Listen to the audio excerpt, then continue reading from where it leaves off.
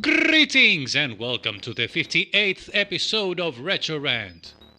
It is time to continue our ZX Spectrum journey, taking a look at the highly praised recent game Castlevania Spectral Interlude, released in 2015 by Rewind Team for the 128K speccy.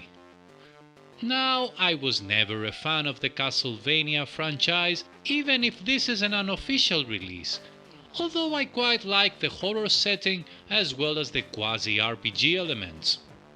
I saw this game in a YouTube review and I have to admit I was immediately intrigued to give it a go, so let's see if this game is any good or not.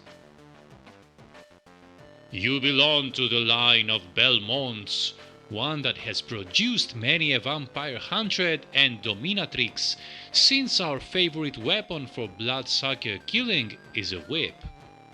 I guess there was a hereditary aversion in this family for garlic, and I guess crosses were ineffective against Hebrew, Muslim and Buddhist vampires.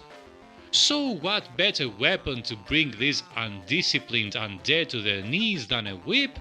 I just hope they don't spank them afterwards.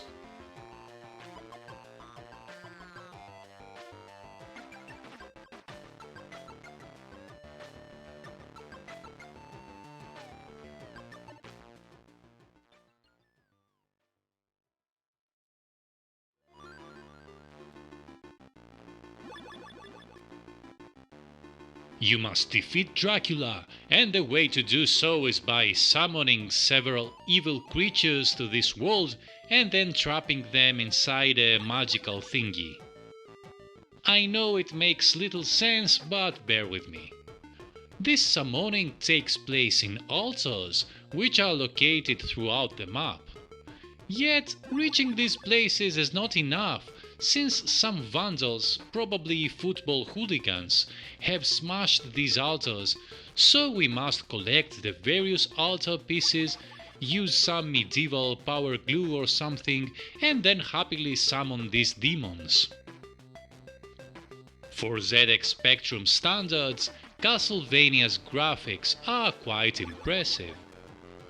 Although you cannot exorcise the ever-present color clash, everything is beautifully drawn, the backgrounds are charming, and there is a lot of attention to detail.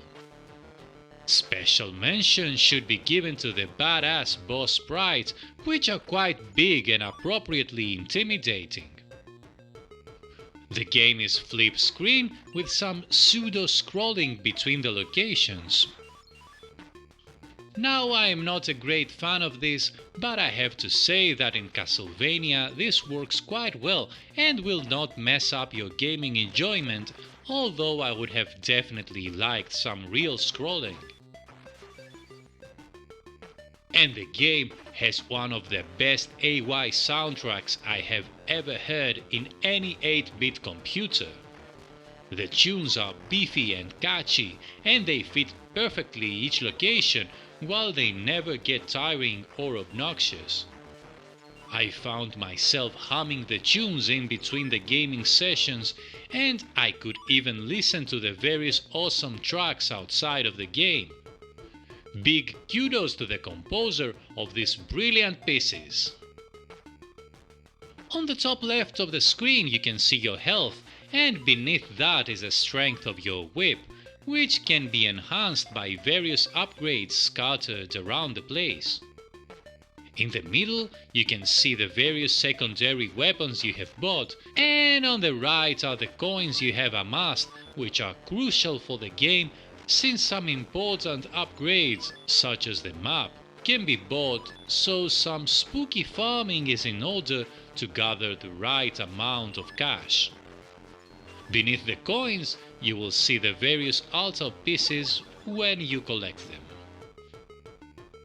When you complete an altar, you can go to the place of the appropriate color and summon the demon of this place.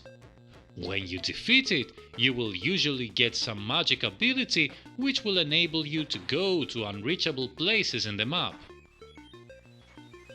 The gameplay is very fun and addictive.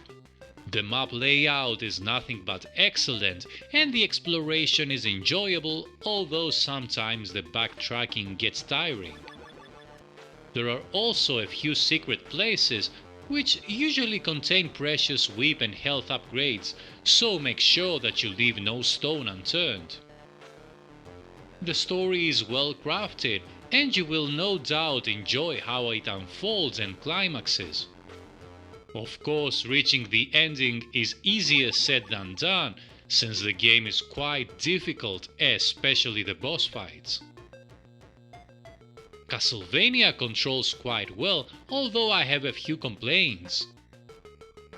The first is that activating the various weapons can feel quite clunky, and combined with the difficulty of the game, most of the time I quite forgot about these weapons and just struggled with my whip.